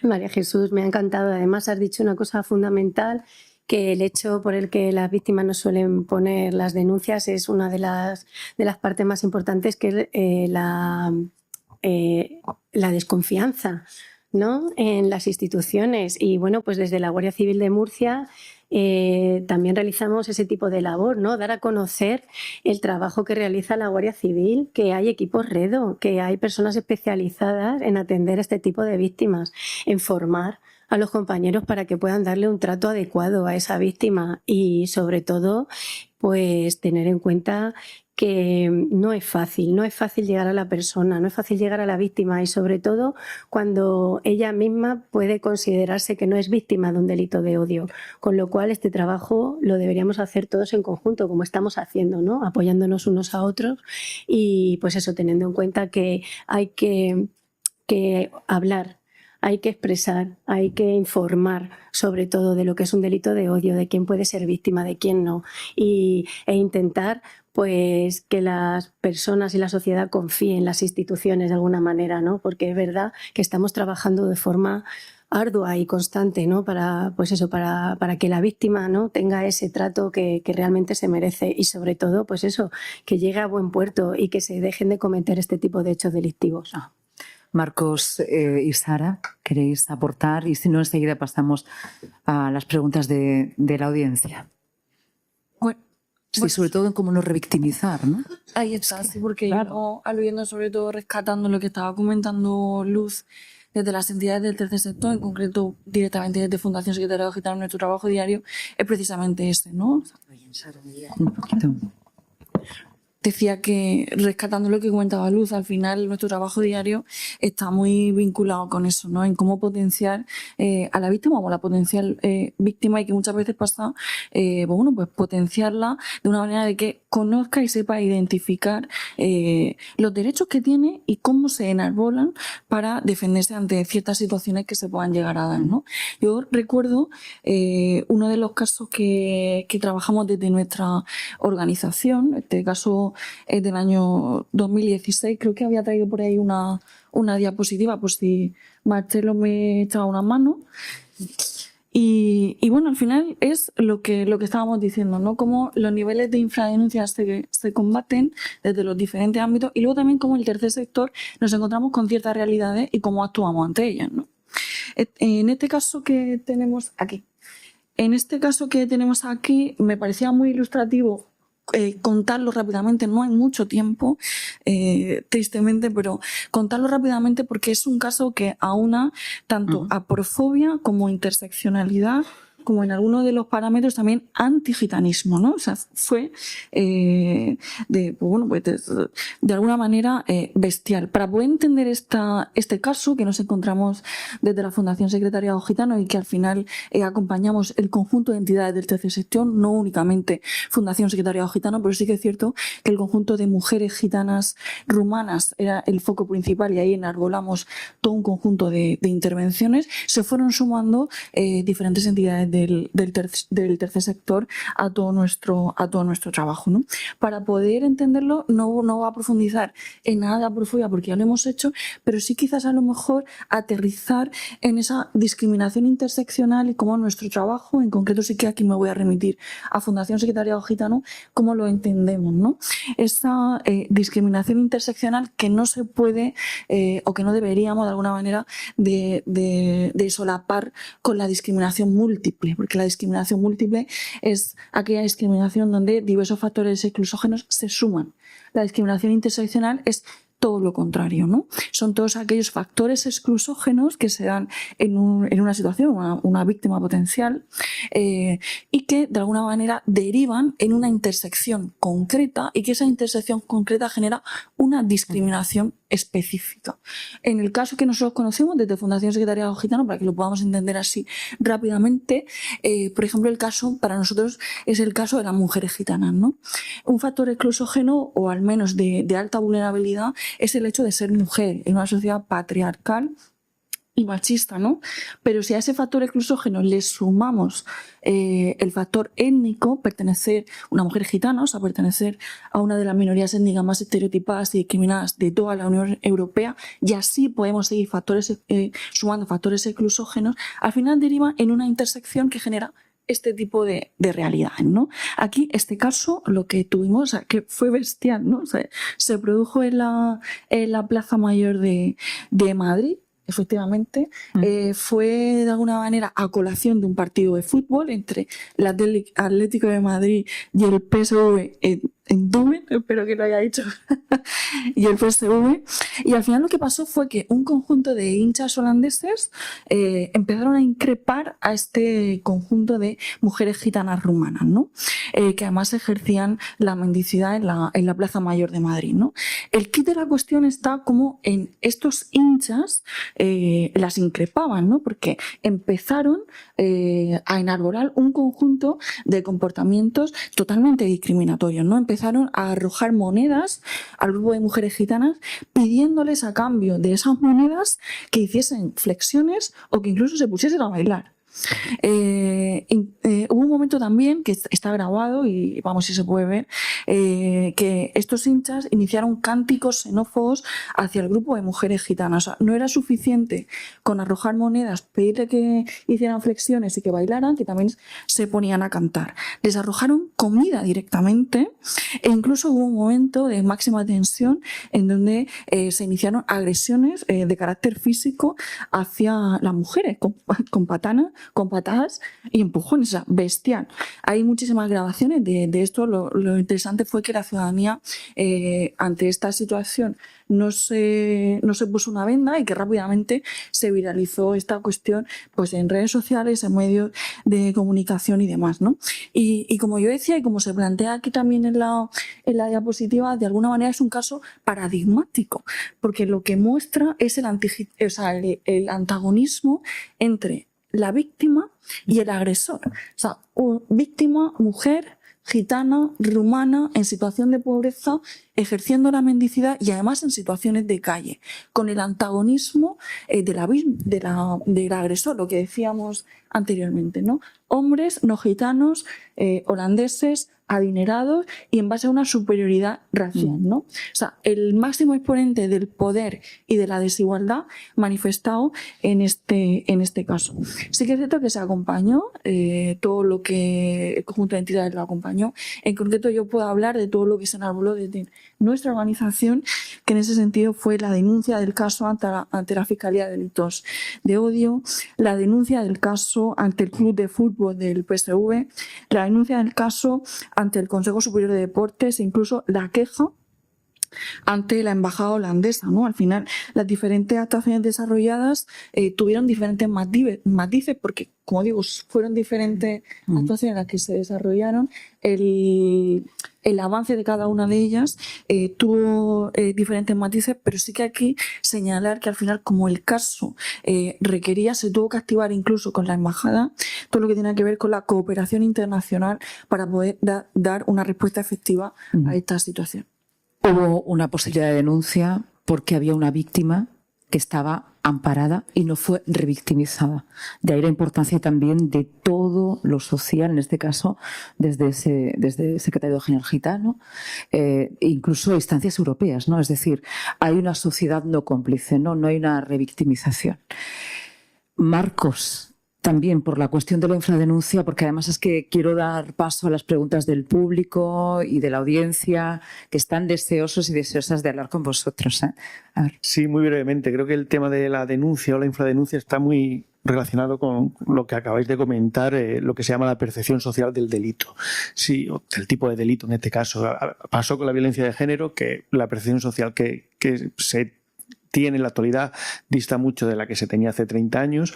Está pasando en la actualidad con el acoso escolar, con el bullying. Hay campañas donde pues, realmente se trata de cambiar la percepción social del delito, que se deje de ver como una cosa de niños y sobre todo que la culpa quede indudablemente en el perpetrador, no en la víctima. Esto tiene mucho que ver eso, con cómo socialmente percibimos un delito, la gravedad del mismo, las causas del mismo y el papel que tiene la víctima, que sea más o menos propiciatorio, más allá de lo legal, como la sociedad entiende que debe ser, que al final el perpetrador es quien debe ser castigado y que son conductas que deben prevenirse. En ese sentido, la víctima se va a sentir más empoderada para poder llevar a cabo la denuncia.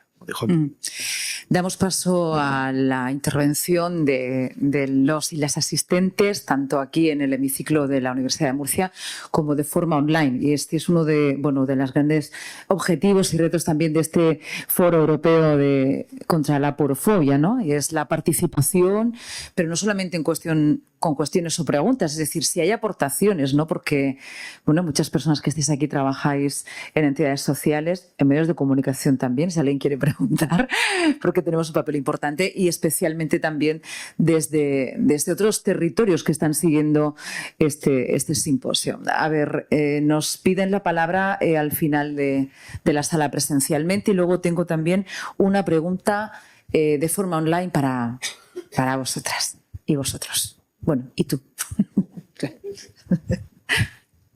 Vamos a ver.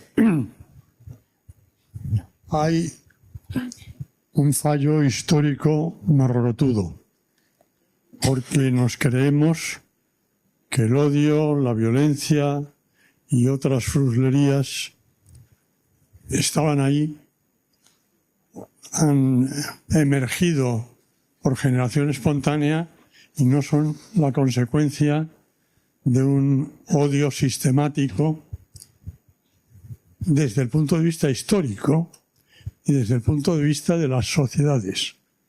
Me refiero, las leyes han sido leyes de odio. Hay casos muy concretos, pero no, se puede extrapolar a otras realidades, pero desde la perspectiva gitana, en 1499 se dicta la primera pragmática contra los gitanos, dándoles 30 días para abandonar el país, los reyes católicos. Y esa situación permanece en la historia de España 500 años, justo hasta que en el proceso constituyente queda abolida una ley que obliga a la Guardia Civil a perseguir a los gitanos, por el hecho de serlo. Bueno, este odio osmótico ha desaparecido con la ley, pero fíjense ustedes, en un acto celebrado en el Congreso de los Diputados, saludaba al rey y le decía: Majestad, históricamente, desde la perspectiva del Reino de España como país histórico, evitando la Edad Media, desde los reyes católicos a Franco, su padre y usted son los dos únicos reyes de toda la historia de España que no han perseguido a los gitanos. Esta es una constatación histórica cabal.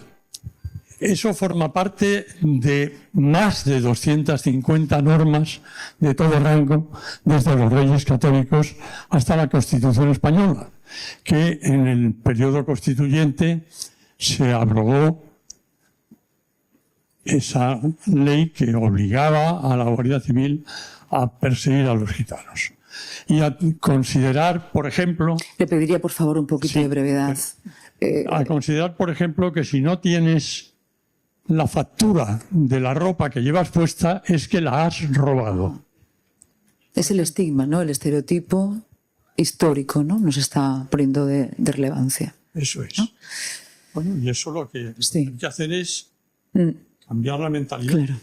Nos pone también el peso histórico, es decir, ¿no? El peso histórico que ha generado una cultura y una tendencia que desde la ley y de los puestos de referencia se puede de alguna manera cambiar, ¿no? Pero que hay un peso histórico que revertir, nos quería decir usted, ¿no? Bueno, muchísimas gracias, de verdad. Tengo una aportación también de forma online. Nos dicen que va directa para Luz María García. ¿Cómo abordáis desde el Grupo de Redo de Murcia los casos de víctimas de delito de odio en situación administrativa no regular? Estas personas no acuden a la administración porque no las sienten como espacios seguros, sienten miedo porque están expuestas a que puedan ser derivadas a los CIES, y las víctimas con mayor vulnerabilidad quedan fuera de estos derechos o de esta protección. El caso de infradenuncia, cómo denunciar, paralelismo también pasó con la violencia machista. Si estoy en una situación, bueno, alegal, ¿vale? Bueno, pues desde la Guardia Civil en general, no solo los equipos Redo, ¿no? Le damos un trato exquisito, espectacular a no hay cualquier temor, es tipo decir, no hay de temor. víctima, cualquier tipo de víctima. Da igual que sea mayor, menor, que se encuentre en estancia regular, irregular, hombre, mujer, exactamente igual. Le damos un trato espectacular. ¿Es un fake entonces, Luz? Es que no entiendo, sinceramente. El miedo. Hombre, puedo entender el miedo a la víctima, ¿no? Dada su situación, claro. Pero una persona que viene a denunciar cualquier tipo de delito, no solo delito de odio, cualquier tipo de delito, en este caso, tiene un trato espectacular vamos, por parte de, hombre, eso se intenta sobre todo, ¿no? Por parte de cualquier compañero. De todas maneras, tengo aquí a mi jefe que podría comentar cualquier tipo, no sé. Es muy importante esta pregunta y además desmontar quizá ese miedo, temor, falta de confianza. Y piensan, bueno, si estoy en una situación de irregularidad, cuando yo vaya y denuncie una agresión, ¿qué va a pasar conmigo y mi situación de irregularidad? El trato que se le da a las víctimas es, pues eso, el trato que se merece cualquier persona, ¿no? Que va a nuestra institución bueno, pues a poner a ese tipo de denuncia de cualquier tipo, como ya te he dicho, que realmente su situación bueno, se pueda regularizar o no, o se encuentre en ese tipo de situación, le genere un miedo o una ansiedad, pues es totalmente normal y lógico. Y posiblemente otra de las motivaciones de la infradenuncia sea esa, ¿no? Que la mayoría de las personas que son víctimas de cualquier tipo de delito pueden encontrarse en España en una situación irregular, pero eso no quita que no las vayamos a tratar de forma exquisita como hacemos con todo el mundo. Muchas gracias, porque en este tipo de foros da confianza estas palabras, ¿eh? Sí. Para cualquier bulo que pueda sonar eso totalmente diferente. Es muy importante que además Luz en primera persona lo diga y lo cuente. Creo que al hilo de esto, más que bulos, yo creo que se están hablando de dos realidades distintas y que son realidad. Primero, el miedo a una persona irregular o una situación administrativa no legalizada en España que sea víctima de un delito de odio, lógicamente esa persona va a temer enfrentarse a autoridades de algún tipo por si en esa circunstancia le van a internar en un centro de internamiento donde, bueno, pues la ley de extranjería dispone que hasta que se resuelva tu situación administrativa se te puede retener, y ese miedo te puede hacer pues no querer denunciar para no descubrir tu irregularidad. eso puede existir, pero lo que no se puede poner en duda es la profesionalidad de las de las fuerzas y cuerpos de seguridad del Estado, que siempre van a priorizar el interés de arreglar el conflicto de lo que haya padecido esa víctima. Por supuesto, cualquier tipo de delito que se haya cometido, primero se le va a dar una prioridad, y la situación administrativa no es la prioridad cuando una persona tiene una lesión, ha recibido algún tipo, pues ha sido víctima de un delito de odio. Cuestión distinta es la situación administrativa, y no solamente se puede dar en casos de personas con una situación administrativa irregular, sino también personas, por ejemplo, del colectivo LGTBI que no quieren desvelar su orientación sexual. Eso no significa que no sean profesionales las fuerzas y cuerpos de seguridad. La van a tratar, van a tramitar su denuncia, pero luego el tema de no querer el revelar ese delito de odio porque no quiere desvelar esa orientación, claro, estamos hablando de dos realidades que son distintas, pero existen. Estaríamos hablando de protección a la víctima. Estaríamos hablando de una protección que queda asegurada. Tenemos más preguntas y ahora voy a meter un poco el turbo porque tenemos que ir cerrando este primer panel. Nos está encantando. Doy paso a dos preguntas que hay. Bueno, lo primero, muchísimas gracias. Yo completar una cuestión con el tema de las personas en situación administrativa irregular, que es un problema del legislador. Cuando se ha revisado la normativa en materia de delitos de odio, varias entidades del tercer sector hemos propuesto que se pudieran paralizar los expedientes de expulsión de personas migrantes, como sucede con las víctimas de trata y las víctimas de violencia machista, y el legislador no ha tenido a bien incorporar ese tipo de cuestiones, y eso no es una responsabilidad ni de servicios policiales ni de fiscalías. El legislador que ha optado por no introducir eso, y es una barrera con la que entiendo que tenéis que trabajar. Y yo tenía una pregunta, que era lo que realmente quería hacer, que tiene que ver con los delitos de odio por asociación. Es decir, la circunstancia en la que la víctima del delito de odio no tiene esa característica protegida, pero se le agrede por relacionarla con personas protegida, que creo que es una cosa como muy importante para los profesionales del tercer sector, que podemos sufrir agresiones porque se nos relacione con personas migrantes o que se nos relacione con tal. Y si podríais profundizar un poco, sobre todo Luz y María Jesús, de cómo actuar en el caso de que un profesional se nos agreda por ese tipo de cuestiones. Vale, vamos a recoger la otra pregunta, las hacemos juntas y respondemos, ¿vale? Es la espiral de violencia, que también pasa en violencia de género. La espiral de violencia y las personas que trabajan con víctimas. Yo quería aportar una reflexión y un fenómeno que a mí también me parece importante en los tiempos que corren, con la situación política, enfrentamiento tan fuerte, con un diálogo tan roto, con unas visiones tan antagónicas a veces, desarrollar leyes valientes, hacer leyes valientes, pues es bastante complicado. Y creo que un fenómeno que está ocurriendo no es nuevo, pero posiblemente se acrecienta con estos planteamientos, es que las propias víctimas acosan a otras víctimas, que ya me parece el colmo del rizo. O sea, que las propias personas que no denuncian, que no se sienten discriminadas, que no se sienten, acusan y persiguen a otras personas que están en esa misma situación. Vale, lo anotamos porque también forma parte de la espiral de la violencia, del prejuicio. Es muy complejo lo que está contando, pero es así, es real. A ver, y por último, le recojo la palabra también a ella, y esa batería de preguntas la vamos a ir contestando todos. Venga. Gracias. Vamos a ver. Yo pienso respecto de la anterior pregunta que es simplemente una consecuencia del conjunto de lo que estamos viviendo en este momento, en esta sociedad, que a los que estamos aquí por lo menos no nos gusta nada. Yo, después de escuchar y conociendo el trabajo que están haciendo desde Fiscalía en Presencia Gitana lo conocemos, y lo que están haciendo los determinados grupos y secciones de las fuerzas de seguridad del Estado y cuerpos de seguridad del Estado.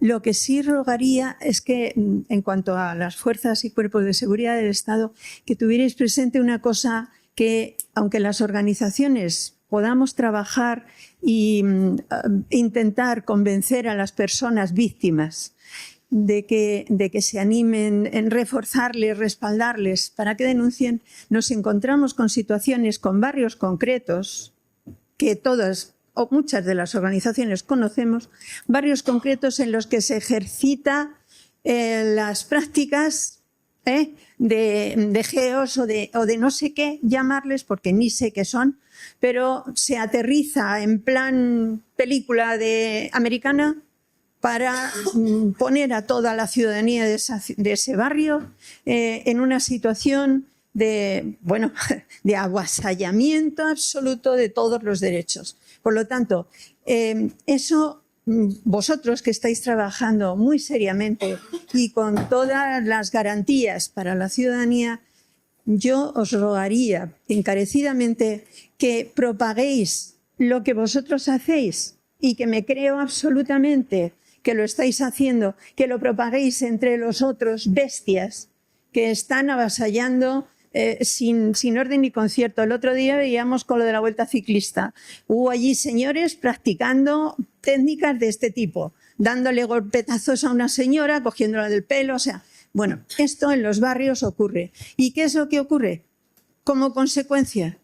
Pues que ni las personas denuncian, ni las organizaciones podemos tomar decisiones, porque les estaríamos perjudicando a todas las personas de esas zonas y de esos barrios. Entonces os ruego, por favor, encarecidamente, que desde vuestra responsabilidad asumida y practicada difundáis a vuestros compañeros y compañeras que los que tienen problemas son tan ciudadanos o más que ellos, que les respeten y que no avasallen de esa manera, porque además ellos están cobrando un sueldo para ejercer del modo positivo, no avasallador y arrasador como a veces hacen.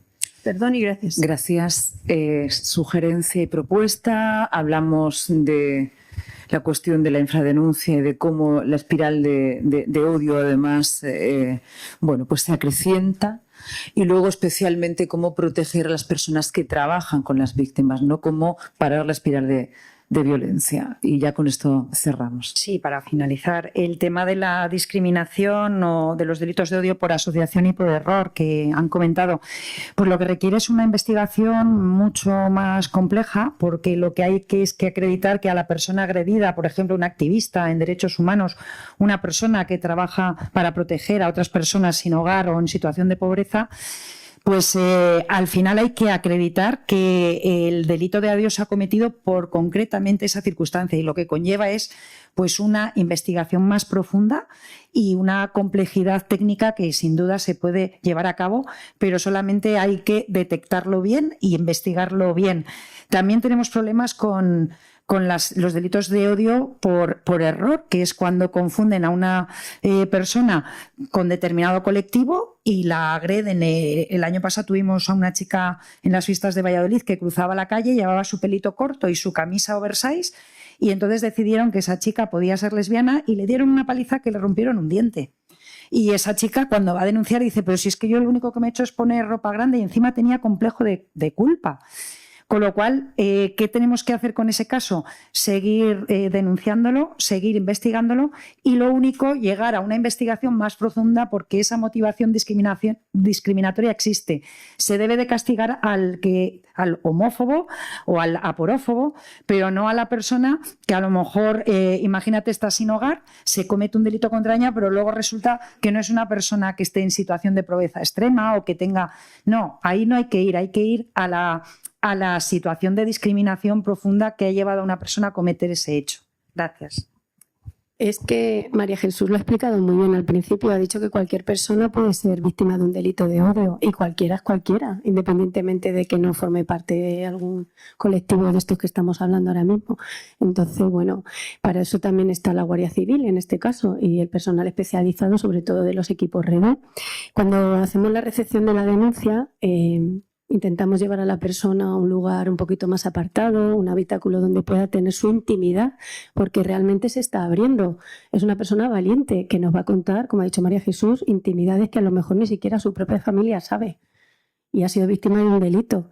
Entonces, eso lo intentamos lo primero. Lo segundo, empatizar con ella lo máximo posible y darle esa fuerza, ¿no? Y esa valentía para que siga adelante con la denuncia. En esa exposición, en ese relato, cuanto más detalles tengamos, mejor. ¿Por qué? Porque nos va a ayudar a averiguar si se está ante un delito de odio o no, o si ese delito de odio se ha cometido por error o por asociación, que también es muy importante. Cuanto más datos nos dé, muchísimo mejor. Luego hay una diligencia un poquito más especial que nos indica unos factores para ayudar a los jueces y a los fiscales a dirimir si estamos también ante un tipo de investigación de delito de odio o no. Y, por supuesto, animarla a que siga para adelante, a que confíe en las fuerzas y cuerpos de seguridad, a ayudarle si tiene algún problema social. La ponemos en contacto con las asociaciones del tercer sector, que hemos conocido la gran labor que hacen también, por supuesto. Y, sobre todo, posteriormente, realizamos un acompañamiento, o sea, no la dejamos de la mano. Intentamos informarle de cómo va el proceso, de cuándo tiene que ir al juicio a declarar, si ha ido al médico o no, cómo va su tratamiento, si tiene miedo a salir a la calle. Intentamos mantener ese tipo de relación hasta que pueda normalizar un poquito su situación. Y bueno, pues en este sentido, decir que en realidad, bueno, pues las fuerzas y cuerpos de seguridad del Estado realizamos una labor, pues eso, pues de prevención de hechos delictivos y, sobre todo, intentamos dar el mejor trato posible a la ciudadanía dentro de cualquier tipo de circunstancia y situación. Muchas gracias. Vamos a concluir. Qué difícil concluir una mesa así. Dejamos la mesa un poco en stand-by. Quiero decir, porque habrá más congresos y vamos a encontrarnos más.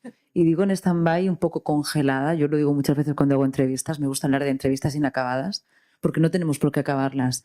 Porque no hay responsabilidad social de cada uno de nosotras y nosotros para seguir trabajando. Primero, en favor de la infradenuncia, en no ser cómplice de los delitos de odio, ni en señalar de forma agorafóbica lo que tenemos delante. Esto va a implicar una deconstrucción personal de nuestros prejuicios, donde vamos a encontrar quizá pues, algunos puntos que no nos gusten, ¿no? Como situaciones privilegiadas o qué tipo de mirada estamos teniendo. Pero como estamos en ello y como soy consciente de que vamos a coincidir muchas más veces, ustedes, ustedes y ustedes, dejamos la mesa congelada. Gracias, de verdad, por venir, por contarlo. Vamos a seguir con el simposio. Esto no acaba aquí, me he puesto muy rotunda, pero solo acaba la primera parte. No sé si quieren despedirse uno a uno, por hacer una ronda. ¿Sí? Pues encantada de despedirme y acabo como empiezo, agradeciendo absolutamente a todo este foro, no solamente a quien ha organizado, sino también a las personas que han asistido y que se han interesado por esta materia. Y nada, que cualquier cuestión en la Fiscalía General, en la Unidad de Delitos de Odio y Discriminación, nos podréis localizar. Muchas gracias. Gracias, María Jesús. Sara. Bueno, yo en definitiva me sumo también a lo que comenta María Jesús, agradecida de haber podido participar en este panel, agradecida de la gran iniciativa que se ha puesto en marcha desde APN y agradecida enormemente de haber colaborado en este espacio de minutos conjuntos, de alguna manera cada quien desde su ámbito, seguir contribuyendo a cómo contrarrestamos la porofobia. Yo me quedo con lo que dice Lucía, la congelamos porque el futuro es venidero y seguro que nos seguiremos encontrando. Gracias. Marcos.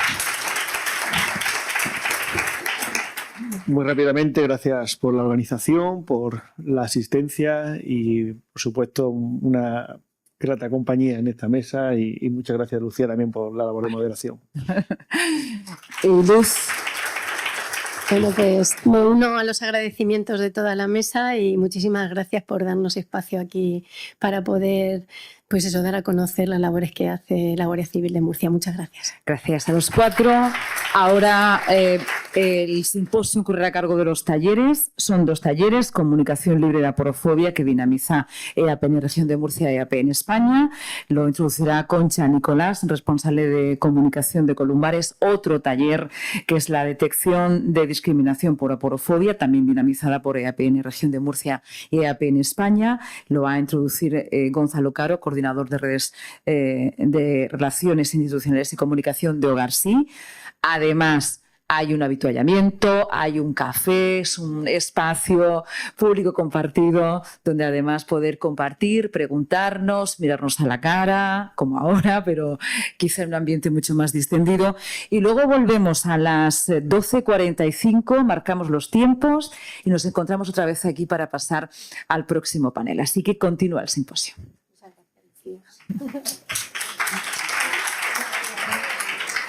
Bien.